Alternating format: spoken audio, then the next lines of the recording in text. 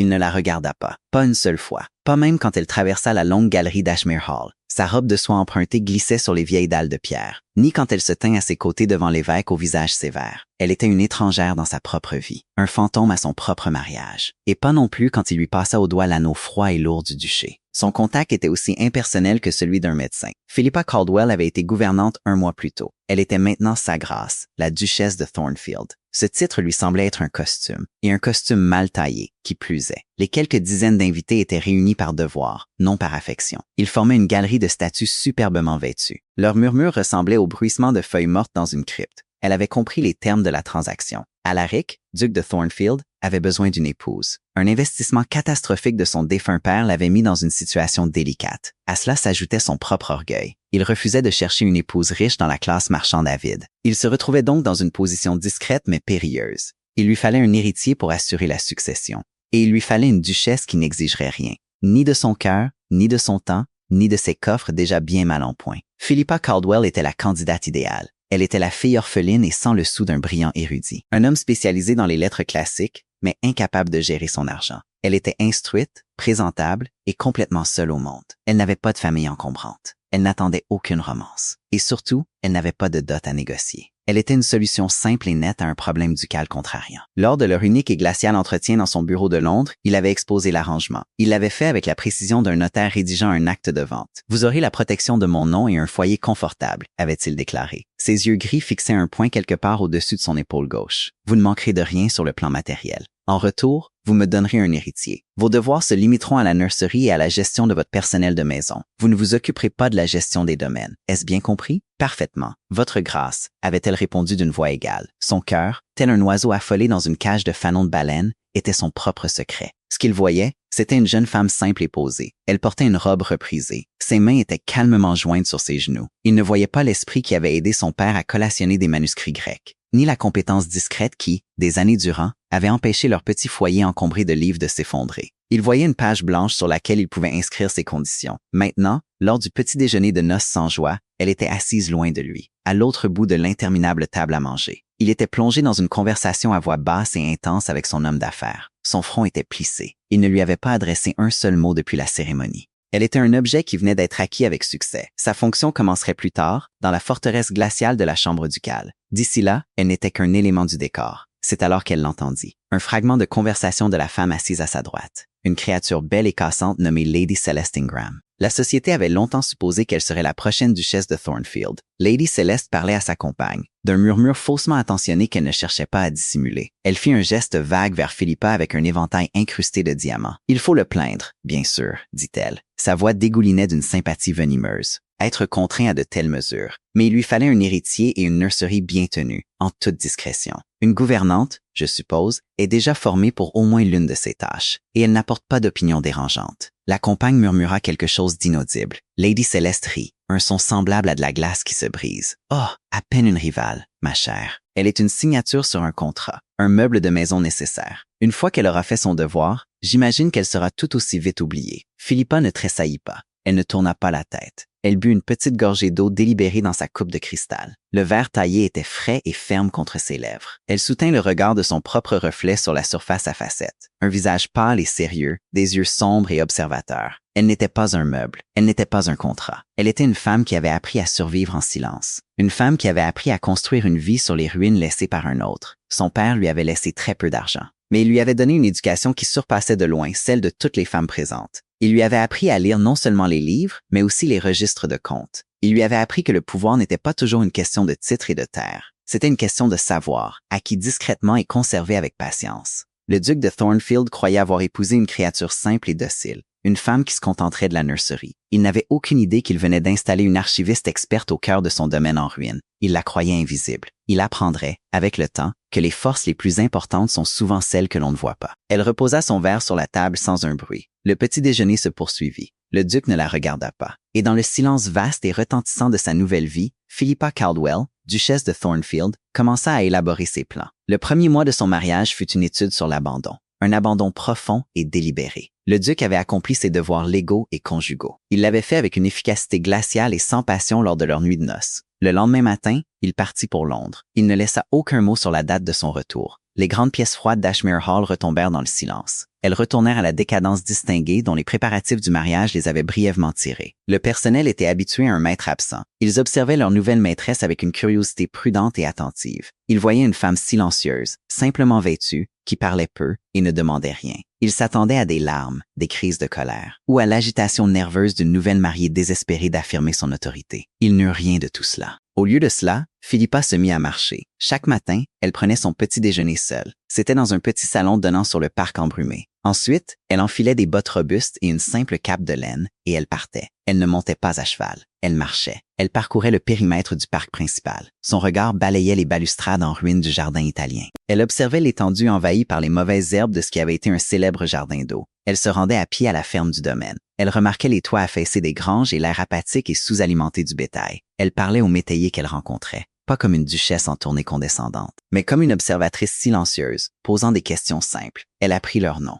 Elle écoutait leurs histoires. Ils parlaient du mauvais drainage des champs en contrebas, des loyers devenus impossibles à payer depuis la chute du prix des céréales, des clôtures qui auraient dû être réparées depuis une décennie. Sa seule compagnie dans la maison était sa femme de chambre, une jeune femme du village nommée Nan. Son visage simple et honnête était un soulagement au milieu de toute cette splendeur. Nan était silencieuse et efficace, mais rien n'échappait à son regard. Elle voyait comment la duchesse passait ses soirées, pas avec des romans ou de la broderie, mais avec les cartes du domaine qu'elle avait demandées au bureau de l'intendant. Elles étaient étalées sur l'immense table poussiéreuse de la bibliothèque. Elle voyait les bougies brûler tard dans la nuit. Pendant ce temps, sa maîtresse prenait des notes nettes et précises dans un petit registre relié en cuir. La bibliothèque devint le sanctuaire de Philippa. C'était la seule pièce d'Ashmere qui ressemblait à un foyer. Elle s'élevait sur 2 étages. Des livres la tapissaient du sol au plafond. Personne ne les avait touchés depuis une génération. L'air était chargé de l'odeur du papier et du cuir en décomposition. C'était un lieu de négligence glorieuse et érudite. Et c'est ici que Philippa commença son véritable travail. Le duc actuel, et son père avant lui, avaient été des hommes d'action,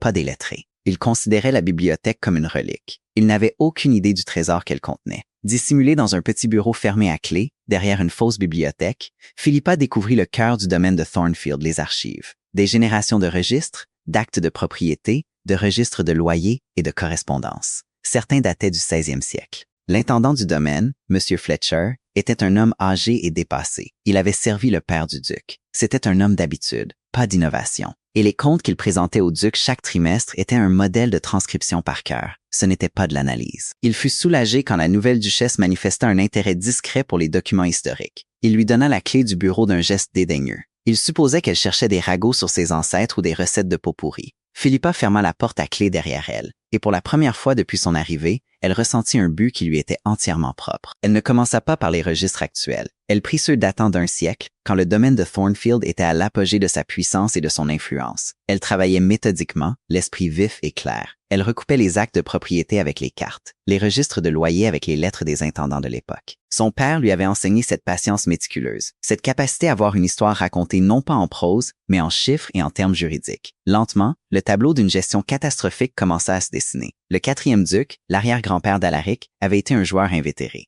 Pour couvrir ses dettes, il n'avait pas seulement hypothéqué des parcelles de terre, comme on le croyait. Il les avait vendues entièrement, morceau par morceau. C'était lors d'une série de transactions discrètes avec des industriels en plein essor et des banquiers londoniens. Il vendit des fermes, des carrières, des villages entiers. Pour dissimuler l'étendue du désastre, il s'était ensuite arrangé pour relouer ses terres. Il créa ainsi l'illusion qu'elles appartenaient toujours au domaine. Les loyers des propriétés restantes de Thornfield servaient à payer les baux des terres que la famille avait autrefois possédés. C'était un château de cartes, une fiction maintenue pendant 3 générations. Le duc actuel, son mari, investissait le peu de profit du domaine pour maintenir l'illusion de sa grandeur passée. Il était, réalisa-t-elle avec une clarté glaciale, pauvre en terre. Pas seulement en difficulté, mais fondamentalement appauvri. Il était piégé dans un réseau d'obligations tissé par un ancêtre mort depuis longtemps. Il était le maître d'Ashmere Hall et de son parc immédiat. Mais les vastes étendues de terre qui portaient son nom sur les cartes du comté, la source de son pouvoir apparent, appartenaient à une douzaine d'entités anonymes. Elles étaient représentées par un cabinet d'avocats à Londres. Philippa referma le lourd registre de cuir. Le silence de la salle des archives était absolu. Lady Céleste l'avait traité de meuble, de signature sur un contrat. Mais un contrat, c'était quelque chose qu'elle comprenait. Un contrat avait des termes, des obligations et parfois des failles. Son propre petit héritage avait toujours été sa force secrète. C'était une somme modeste laissée par une tante maternelle et farouchement gardée par son père. C'était le fondement de son indépendance. Ce n'était pas une fortune, mais c'était suffisant.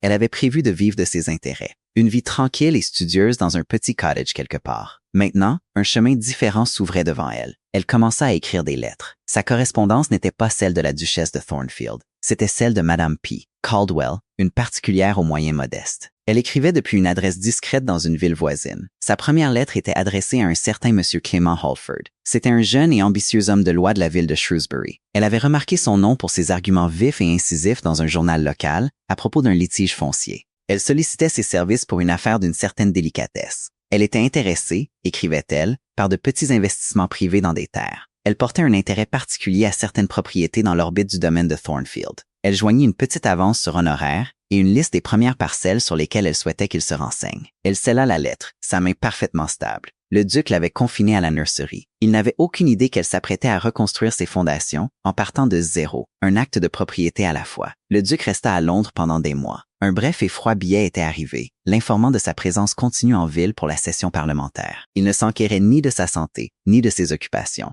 Le billet était une simple courtoisie, rien de plus. Philippa ressentit un étrange soulagement de son absence. Cela lui donnait l'espace et la liberté de travailler. Sa vie s'installa dans un rythme calme et discipliné. Les matinées étaient consacrées à la marche sur le domaine, à parler aux métayers et à observer les réalités pratiques de l'agriculture, du drainage et de la rotation des cultures. Les après-midi étaient pour les archives, pour le lent et patient démêlage de la tapisserie financière de Thornfield. Les soirées étaient pour sa correspondance avec M. Halford. Le jeune homme de loi se révéla être exactement l'homme qu'elle avait espéré. Discret, intelligent et profondément intrigué par l'énigme que sa mystérieuse nouvelle cliente, Madame Caldwell, lui avait présentée. Il n'était pas accablé par la déférence envers l'aristocratie locale. Ses clients étaient des brasseurs, des marchands et des autodidactes qui se souciaient plus d'un bon investissement que de la faveur d'un seigneur. Il commença à lui envoyer des rapports. Les propriétaires des anciennes terres de Thornfield étaient, pour la plupart, distants. C'étaient les petits-enfants des acheteurs d'origine, des consortiums d'investissement ou des banques londoniennes, qui ne voyaient ces propriétés que comme des lignes dans un registre. Ils étaient, rapporta M.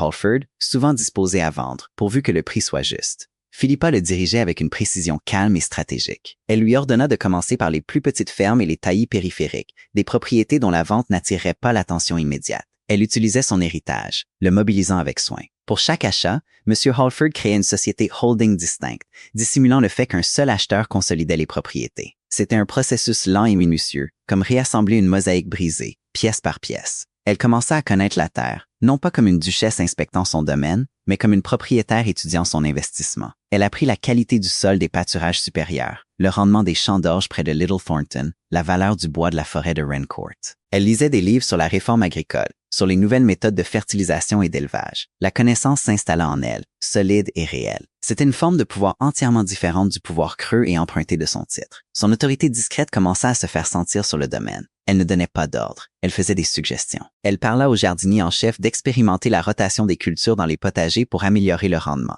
Elle discuta de la possibilité d'utiliser de la chaux sur le sol acide du pré de l'Est avec le régisseur de la ferme. Elle autorisa l'achat de nouvelles ardoises pour le toit qui fuyait de la laiterie. C'était de petites choses, mais elles furent remarquées. Le personnel, de Madame Finch, la redoutable gouvernante, jusqu'au plus jeune garçon d'écurie, commença à voir non pas une mariée fragile et négligée, mais une femme d'une substance tranquille. Ils commencèrent à lui soumettre leurs problèmes, pas au duc absent ou à l'intendant inefficace. Madame Finch, une femme qui avait servi 3 générations de la famille et dont la loyauté envers la maison était absolue, fut la première à comprendre. Un soir, elle trouva Philippa dans la bibliothèque, endormie dans un fauteuil, la joue posée sur un livre ouvert sur l'élevage de moutons. Une demi-douzaine de lourds registres du domaine étaient empilés à côté d'elle. Une carte du comté, marquée de faibles annotations au crayon, était étalée sur le sol. Madame Finch posa doucement un châle sur les épaules de la duchesse. Elle regarda les livres, la carte et le visage serein et intelligent de la jeune femme dans le fauteuil. Pour la première fois en 30 ans, la gouvernante ressentit une lueur d'espoir pour Ashmere Hall. Ce n'était pas la duchesse qu'ils attendaient,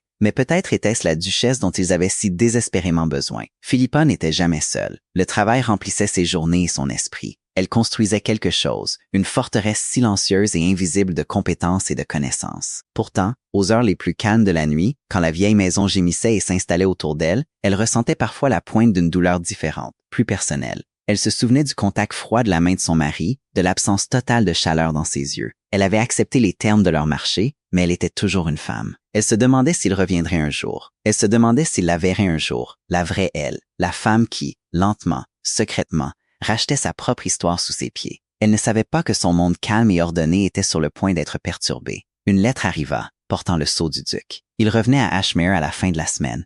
Et il ne venait pas seul. Alaric arriva avec les pluies d'automne. Un cortège de calèches transforma le gravier de l'allée principale en une soupe boueuse. Il amenait avec lui un groupe d'invités de Londres pour une quinzaine de jours de chasse. Parmi eux, resplendissante dans un velours vert émeraude, se trouvait Lady Celeste Ingram. Sa présence était une déclaration claire et tacite. Le duc avait peut-être épousé sa gouvernante, mais il continuerait à s'amuser avec les siens. Philippa les accueillit dans le grand hall, un modèle de calme et de sang-froid ducal. Elle portait une simple robe gris tourterelle. Son seul ornement était un petit camée à son cou qui avait appartenu à sa mère. À côté des parures scintillantes de Lady Celeste, elle ressemblait à une Quaker dans un carnaval.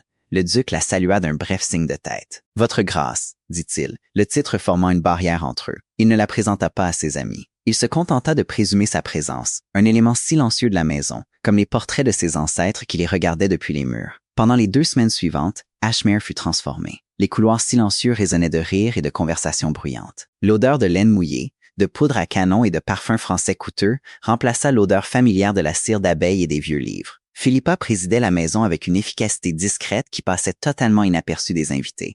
Il consommait la nourriture, buvait le vin et salissait le linge comme par magie. Chaque soir, elle était assise à la tête de sa propre table, en observatrice silencieuse. La conversation était un tourbillon de ragots londoniens, de manœuvres politiques et d'anecdotes cruelles et spirituelles sur des gens qu'elle ne connaissait pas. Le duc était un homme différent en cette compagnie. Il était charmant, sardonique et engagé. Il adressait la plupart de ses conversations à Lady Celeste, qui était assise à sa droite. Son air de propriétaire était aussi évident que les diamants à son cou. Il partageait une histoire, un langage de regards entendus et de blagues partagées qui excluait délibérément tout le monde. Philippa l'observait, son expression illisible. Elle voyait les profondes rides de fatigue autour de ses yeux, la tension dans sa mâchoire que son rire facile ne dissimulait pas tout à fait. Elle voyait un homme jouant un rôle, tout comme elle. Un après-midi, cherchant un refuge, elle se rendit à la bibliothèque. Les invités l'évitaient, la trouvant trop sombre et trop calme à leur goût. La pièce était son territoire. Elle fut surprise d'y trouver le duc seul, debout devant le feu, un verre de brandy à la main. Il se tourna quand elle entra, son expression se durcissant légèrement, comme si elle était une intruse. « Je ne m'attendais à trouver personne ici », dit-elle d'une voix égale. « Moi non plus », répondit-il. « Je pensais que vous seriez avec les dames, à disséquer les dernières modes. » La remarque était empreinte d'un léger mépris dédaigneux. « Je trouve que j'ai peu à contribuer sur ce sujet, votre grâce. » Elle se dirigea vers une étagère, faisant courir ses doigts sur les dos des livres, sans le regarder. « Cherchez-vous un volume en particulier? » « Non, juste un moment de paix. » Il but une gorgée de brandy. Le silence s'étira entre eux, lourd de choses non dites. C'est lui qui le rompit. « Fletcher me dit que vous vous êtes intéressé à la bibliothèque. C'est une collection remarquable, dit-elle simplement. Il semble dommage qu'elle soit négligée. Mon père n'avait pas de temps pour les livres, et moi non plus. Il fit un geste vague vers les étagères. La plupart sont des textes théologiques et de la philosophie ennuyeuse, à peine divertissants. Il y a aussi un premier folio de Shakespeare, dit Philippa, d'une voix très calme, et une collection de gravures botaniques qui est inestimable. Et les archives du domaine sont les plus complètes que j'ai jamais vues. Il se tourna alors pour la regarder, une lueur de surprise authentique dans ses yeux gris. « Vous avez été dans les archives? Monsieur Fletcher a eu la gentillesse de me donner la clé. Je les ai organisées. » L'humidité commençait à affecter le vélin. Elle offrit l'explication simple et pratique, omettant les longues heures d'études intenses, la découverte de la ruine de sa famille. Il la fixa un long moment. Il voyait une femme dont le sang-froid était une armure. Il s'était attendu à une gouvernante, douce, peut-être un peu effrayée, facile à gérer. Il ne s'était pas attendu à cette étrangère froide et sûre d'elle qui parlait de premiers folios et de vélin. Il trouvait cela troublant. Cela ne correspondait pas à la catégorie bien définie dans laquelle il l'avait placée. « Veillez à ne rien égarer », dit-il d'un ton sec. Il se retourna vers le feu, un geste de renvoi. Il avait remarqué quelque chose, une fissure dans sa perception d'elle, mais son orgueil le força à la refermer immédiatement. Il ne voulait pas qu'elle soit intéressante. Il voulait qu'elle soit simple. La véritable épreuve survint une semaine plus tard. Une crise éclata concernant les métayers d'un village appelé Fenwick-under-Hill. La rivière avait débordé, emportant un petit pont vital et contaminant les puits. Les villageois, déjà en difficulté, étaient maintenant confrontés à la maladie et à l'isolement. Monsieur Fletcher, l'intendant, hésitait. Il parlait du coût énorme d'un nouveau pont, du manque de fonds, de la nécessité de consulter les hommes d'affaires du duc à Londres. Il proposa d'envoyer quelques barils d'eau propre comme mesure temporaire. Les métayers, désespérés, firent appel directement à la duchesse. Ils la trouvèrent non pas dans un salon, mais dans la ruelle boueuse du village même, ses jupes humides, évaluant les dégâts de ses propres yeux. Elle les écouta patiemment. Ce soir-là, au dîner, elle attendit une accalmie dans la conversation et s'adressa à son mari. Sa voix était claire et calme, tranchant avec le bavardage. « Votre grâce, dit-elle, le pont de Fenwick doit être reconstruit immédiatement et un nouveau puits doit être creusé sur un terrain plus élevé. » La table se tut. Tous les yeux se tournèrent vers elle. Le visage du duc était un masque de fureur froide. Elle avait enfreint les termes de leur accord. Elle se mêlait des affaires du domaine. « C'est une affaire que mon intendant doit gérer, » dit-il, sa voix dangereusement basse. « Monsieur Fletcher propose de ne rien faire pendant au moins 6 mois. répondit Philippa, son regard inébranlable. D'ici là, le village sera probablement ravagé par la fièvre. Le coût d'un nouveau pont en chêne est important, je vous l'accorde, mais j'ai étudié l'inventaire du bois de l'année dernière. Il y a 3 chênes matures dans le bois de l'Ouest qui sont prêts à être abattus. Les scieurs du domaine peuvent faire le travail. Le coût sera une fraction de ce que M. Fletcher a estimé. Un silence stupéfait s'abattit sur la salle à manger. Lady Céleste laissa échapper un petit rire incrédule. Les yeux du duc étaient des éclats de glace. Il était contredit, corrigé sur une affaire de son propre domaine, à sa propre table, par la femme qu'il avait épousée pour son silence. C'était une humiliation publique intolérable. Vous outrepassez votre position, madame, dit-il. Chaque mot était une fléchette glacée. Je suis consciente de ma position. Votre grâce, dit Philippa. Elle se leva de sa chaise, sa dignité absolue. Ma position est celle de duchesse de Thornfield. Le bien-être des gens sur ces terres est ma préoccupation. Si vous ne vous en occupez pas, alors je le ferai. Elle posa sa serviette sur la table et quitta la pièce, le dos droit, laissant derrière elle un tableau de visage choqué et la fureur contenue de son mari. Cette nuit-là, elle ne dormit pas. Elle attendit une convocation, une confrontation furieuse. Elle ne vint pas. Mais le lendemain matin, de sa fenêtre, elle vit le duc chevaucher en direction du bois de l'Ouest avec le chef sieur. La partie de chasse se termina quelques jours plus tard. Les invités partirent, laissant derrière eux un sillage de désordre et un sentiment de soulagement persistant dans la maison. Le duc ne retourna pas à Londres avec eux. Il resta à Ashmere, une présence tendue et maussade dans la vaste demeure. Philippa et lui existaient dans un état de trêve armée, se déplaçant dans les mêmes pièces comme des fantômes, ne se parlant que lorsque c'était absolument nécessaire. Il ne mentionna plus le pont, mais les travaux commencèrent. Philippa vit le bois être transporté depuis la forêt, et une petite partie silencieuse d'elle-même l'enregistra comme une victoire. Elle lui avait forcé la main. Elle lui avait montré une facette de qui elle était. Mais au lieu de les rapprocher, cela avait creusé le fossé entre eux. Il l'évitait, son orgueil blessé. Il ne pouvait se résoudre à reconnaître sa compétence, car le faire serait admettre son propre échec. L'hiver qui suivit fut rude, tant à l'extérieur qu'à l'intérieur des murs d'Ashmere. Le duc se jeta dans la gestion du domaine avec une énergie frénétique et punitive, comme pour prouver que son ingérence avait été inutile. Il passait ses journées à cheval, parcourant les terres de l'Aube au crépuscule, et ses nuits enfermé dans son bureau avec Fletcher, à examiner les comptes. Plus il regardait, plus il voyait la vérité de leur situation. Les chiffres ne mentaient pas. Les loyers étaient en baisse, les dépenses en hausse. Le domaine perdait de l'argent, une hémorragie lente et inexorable que nulle activité frénétique de sa part ne semblait pouvoir endiguer. Il devint plus froid, plus distant, la pression creusant de nouvelles rides sur son visage. Il voyait l'abîme s'ouvrir devant lui, la perte potentielle d'Ashmere eux-mêmes, le déshonneur ultime pour un homme dont toute l'identité était liée à son héritage. Philippa l'observait de loin, le cœur serré d'un étrange mélange de pitié et de frustration. Elle tenait la solution entre ses mains, dans les actes et les contrats soigneusement classés sous le nom de M. Holford. Les terres qu'elle possédait maintenant, le cœur même des anciennes possessions de Thornfield, commençaient à générer un modeste profit grâce à la gestion améliorée qu'elle avait dirigée par l'intermédiaire de son homme de loi. Elle pouvait le sauver, mais elle ne pouvait pas offrir son aide tant qu'il ne serait pas prêt à la demander. Et son orgueil était une forteresse plus grande qu'Ashmere même. Sa relation avec M. Holford, menée entièrement par lettres et par de rares rencontres discrètes à Shrewsbury, s'était approfondie en un respect mutuel. Il était la seule personne au monde à connaître la vérité sur ses activités. Il en était venu à admirer immensément Mme Caldwell pour son esprit vif, sa pensée stratégique et sa compassion lucide pour les métayers dont elle acquérait les terres. Il la traitait comme une égale, une collègue. Il visita une fois Ashmere pour une affaire locale, et le duc, le trouvant en conversation avec Philippa dans le hall, avait traité l'homme de loi avec un dédain aristocratique glacial. Alaric voyait un avocat de province parler à sa femme et ressentit une irritation possessive inhabituelle. Il ne comprenait pas la source de leur rapport, le secret partagé qui les liait. Il ne voyait qu'un défi à son autorité, un autre signe de son inexplicable vie indépendante. Le point de rupture arriva au printemps.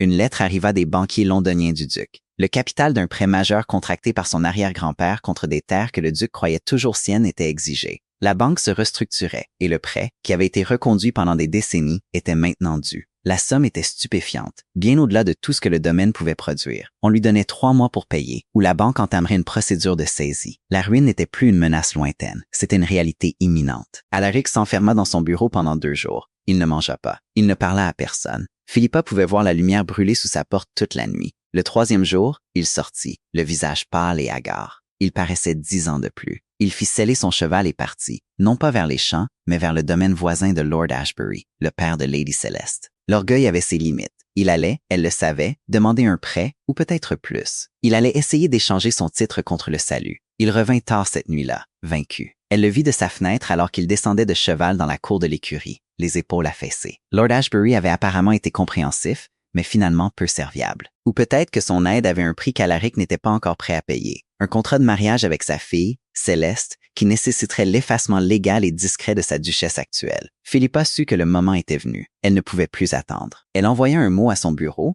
demandant formellement une entrevue à sa convenance sur une question d'importance financière pressante. La demande elle-même était un acte d'une audace suprême. Elle enfreignait, une fois de plus, la règle principale de leur mariage. Elle se mêlait des affaires du domaine. Elle s'attendait à un refus furieux. Au lieu de cela, un message revint avec un laquais 1 heure plus tard. Sa grâce la recevrait dans la bibliothèque à 10 heures le lendemain matin. C'était un homme qui n'avait plus d'autre option. Il était prêt à écouter. Elle entra dans la bibliothèque à 10 heures précises. La lumière du matin printanier filtrait à travers les hautes fenêtres cintrées, illuminant les grains de poussière dansant dans l'air. Alaric se tenait près du globe terrestre, le dos tourné, traçant du doigt la côte d'une terre lointaine et inconnue. Il semblait porter tout le poids du monde sur ses épaules. Il ne se retourna pas à son approche. « Vous avez demandé une entrevue, » dit-il, sa voix plate, dénuée d'émotion. « En effet, je vous remercie d'avoir accepté, votre grâce. » Elle n'était pas venue les mains vides. Elle portait un unique grand registre en cuir, qu'elle posa sur la grande table en acajou de la bibliothèque. C'était son propre registre privé, un compte-rendu méticuleux de chaque transaction, chaque achat, chaque amélioration qu'elle avait faite au cours de l'année écoulée. Elle l'ouvrit à la première page. « Je crois pouvoir vous être utile concernant les difficultés financières actuelles du domaine, » dit-elle, sa voix calme et assurée. Il se tourna enfin,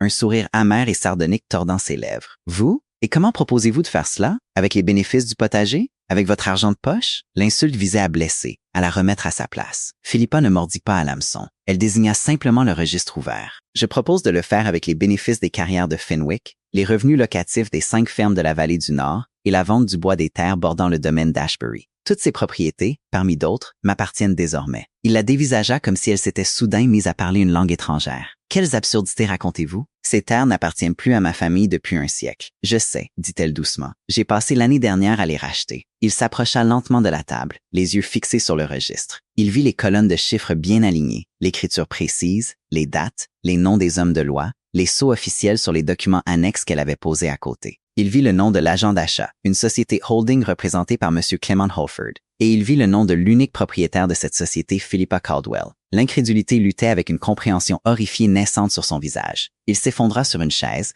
le regard toujours fixé sur les papiers comme s'ils étaient un sortilège qu'il ne pouvait briser. « Comment? » murmura-t-il. « Avec quel argent? » « La famille de ma mère était dans le commerce, » expliqua-t-elle, sa voix douce, sans aucune trace de triomphe. « Ils n'étaient pas de la haute société, mais ils étaient prudents. Mon père a investi un petit héritage pour moi il y a longtemps. Je l'ai utilisé, ainsi que les bénéfices des premiers achats, pour acquérir le reste. » Il leva les yeux vers elle alors, et pour la première fois, il la vit vraiment. Il ne vit pas la simple gouvernante ou la duchesse silencieuse, mais une femme d'une intelligence et d'une volonté redoutables. Il vit la stratège qui avait déjoué l'histoire d'échec de sa famille. Et tout ce qu'il put ressentir fut une profonde humiliation qui lui brisa l'âme. Son orgueil, le fondement même de son identité, s'effrita en poussière. « Vous avez fait ça dans mon dos, » dit-il, l'accusation faible, creuse. « J'ai fait ça parce que votre dos était tourné, » répliqua-t-elle doucement. « Vous ne m'avez pas laissé d'autre choix. Vous m'avez interdit de me mêler du domaine. Mais le domaine est ma maison. Ses habitants sont mon peuple. Je ne pouvais pas rester les bras croisés et le regarder mourir d'orgueil. » Le mot orgueil flotta dans l'air entre eux, une condamnation parfaite et accablante. Il avait construit toute sa vie autour de lui. Son orgueil avait exigé qu'il épouse une femme qu'il pourrait contrôler. Son orgueil l'avait empêché de la voir clairement. Son orgueil l'avait mené au bord même de la ruine.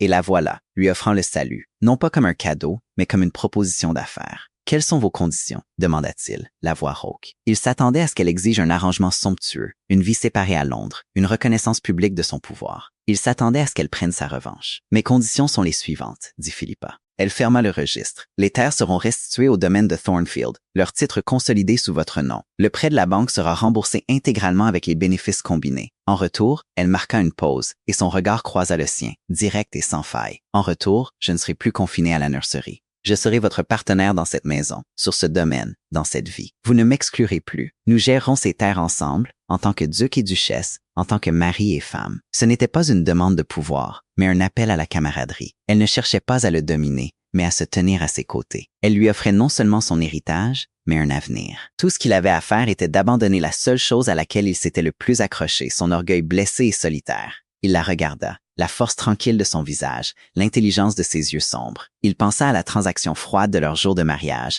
à sa cruauté délibérée, à son aveuglement. Il pensa à la trahison de son passé, un engouement de jeunesse pour une femme qui avait valorisé son titre par-dessus tout, une blessure qui s'était envenimée en une méfiance profonde et durable envers toutes les femmes. Il avait organisé sa vie comme une forteresse pour ne plus être blessé. Et ce faisant, il avait exclu la seule personne qui avait cherché à le sauver. Non pas pour son titre, mais malgré lui. Pourquoi? Demanda-t-il à nouveau. Mais cette fois, le mot était différent. Ce n'était pas une demande d'explication, mais une question sincère et désespérée. Pourquoi feriez-vous tout cela pour un homme qui ne vous a montré que de la froideur, pour un mariage qui est une imposture? Parce que c'est mon mariage, dit Philippa. Et pour la première fois, un frémissement d'émotion entra dans sa voix. Et parce que j'ai vu plus que la froideur. J'ai vu un homme enchaîné à une histoire qu'il n'a pas créée, luttant pour sauver une maison qu'il aimait. Je ne l'ai pas fait pour le duc de Thornfield. Je l'ai fait pour Ashmary. Et je l'ai fait pour Alaric.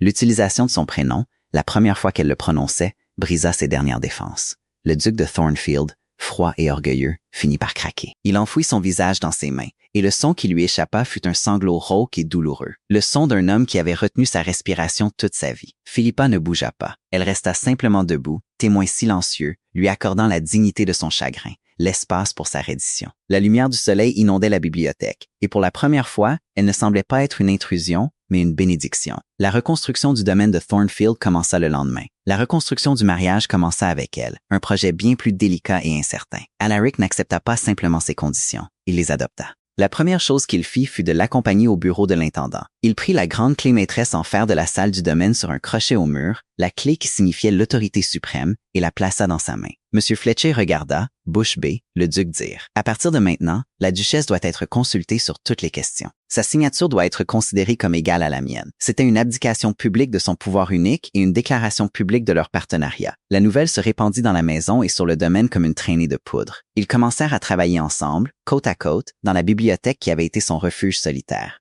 Il apporta sa profonde connaissance ancestrale de la terre, et elle, son esprit d'analyse aiguisé et sa maîtrise de la finance moderne. Il apprit à écouter. Il apprit à s'en remettre à son jugement sur les questions d'investissement et de sciences agricoles. Elle, à son tour, apprit à apprécier sa compréhension intuitive des métayers et des saisons. Ils se disputaient. Ils débattaient. Ils faisaient des compromis. Ils parlaient de rendement, des cultures et de tuiles de drainage, de taux hypothécaires et de prix du bois. Et lentement, à travers le langage neutre du travail, ils commencèrent à apprendre le langage de l'autre. Il commença à lui parler d'autre chose. Il lui parla de son enfance solitaire dans la vaste maison vide, de son père froid et exigeant. Et un soir, alors qu'ils étaient assis devant le feu, il lui parla enfin de la trahison qu'il avait façonnée. Il avait été profondément amoureux, du moins le croyait-il, d'une jeune femme d'un comté voisin. Leur famille avait approuvé. Un mariage devait avoir lieu. Mais il l'avait entendu parler à sa mère, riant de la façon dont elle aurait enfin les diamants de Thornfield, et comment elle gérerait son tempérament difficile et mélancolique une fois mariée. Il est un titre et une fortune à gérer. Rien de plus, avait-elle dit.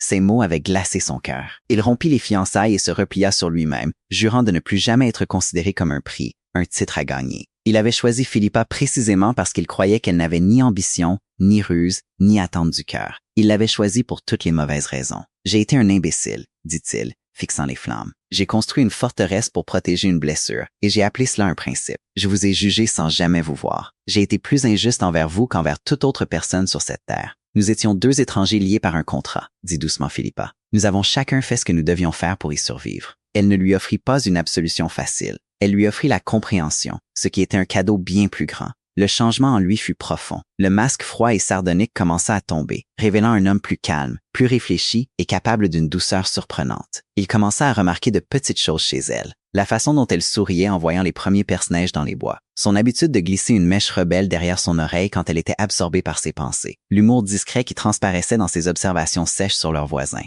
Il commença à lui apporter des cadeaux, pas des bijoux ou des robes, mais des choses qu'il savait qu'elle apprécierait. Un livre rare sur la Bretagne romaine qu'il avait trouvé dans une boutique poussiéreuse. Un fossile qu'il avait découvert au bord de la rivière. Une bouture d'une rose sauvage particulièrement belle. Il courtisait sa propre femme. Un après-midi, il entra dans la bibliothèque où elle travaillait. Il portait une petite boîte doublée de velours. Il ne parla pas, mais l'ouvrit simplement. À l'intérieur, nichés sur le velours sombre, se trouvaient les diamants de Thornfield, une rivière de feu froid et brillant. Ils étaient magnifiques, une rançon de reine. Philippa les regarda, puis leva les yeux vers lui. « Ils sont à vous, dit-il, la voix calme. De droit. » Elle tendit la main et referma doucement le couvercle de la boîte. « Non, dit-elle. Ils appartiennent à la duchesse de Thornfield. C'est un rôle que je joue. Je préférerais avoir un cadeau pour Philippa. » Un lent sourire se dessina sur son visage. Un sourire sincère et léger qui atteignit ses yeux et le transforma. « Je vois, dit-il. » Il prit la boîte de bijoux et la mit de côté. Il plongea la main dans sa veste et en sortit une unique rose blanche parfaite du jardin. Il la lui tendit. Pour Philippa, dit-il.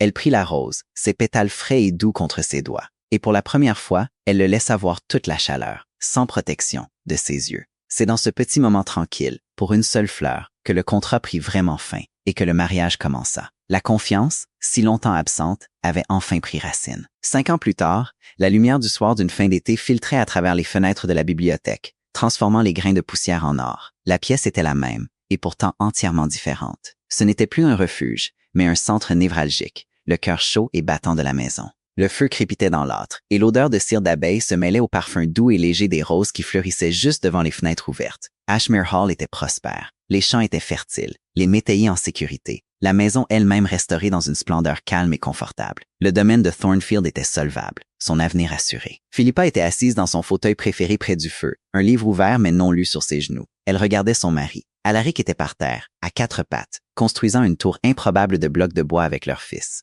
Un garçon robuste et rieur de 4 ans, avec les yeux gris de son père et le front sérieux de sa mère. Une fille, qui n'avait pas encore 1 an, dormait paisiblement dans un berceau près de l'âtre. Le cri de joie du garçon alors que la tour s'effondrait finalement remplit la pièce. Alaric leva les yeux et croisa son regard, son visage illuminé d'un amour et d'un contentement qui le faisait paraître un homme entièrement différent de l'étranger froid qu'elle avait épousé. Les dures lignes de l'orgueil et de l'anxiété s'étaient estompées, remplacées par la confiance tranquille d'un homme en paix avec lui-même et son monde. Il avait découvert que sa force ne résidait pas dans le commandement solitaire, mais dans le partenariat. Il avait appris que la vulnérabilité n'était pas une faiblesse, mais un pont.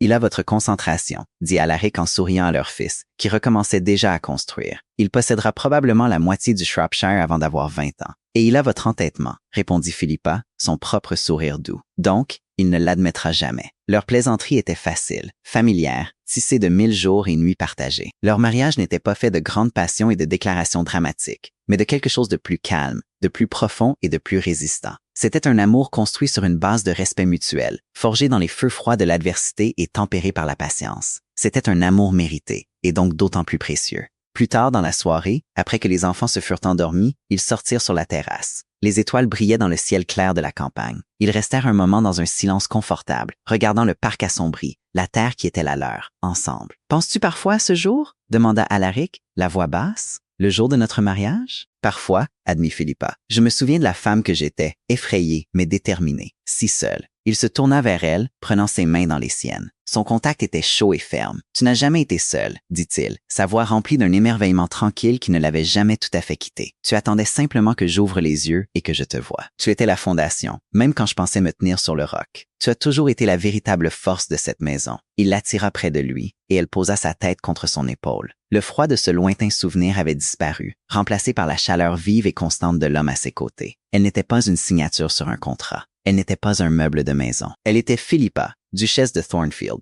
une femme qui avait, tranquillement, patiemment, construit son propre bonheur là où on ne lui en offrait aucun, et ce faisant, les avait tous sauvés. La nuit était paisible, la maison était en sécurité, et au cœur du Shropshire, sous une voûte d'étoiles, elle était enfin, véritablement, chez elle.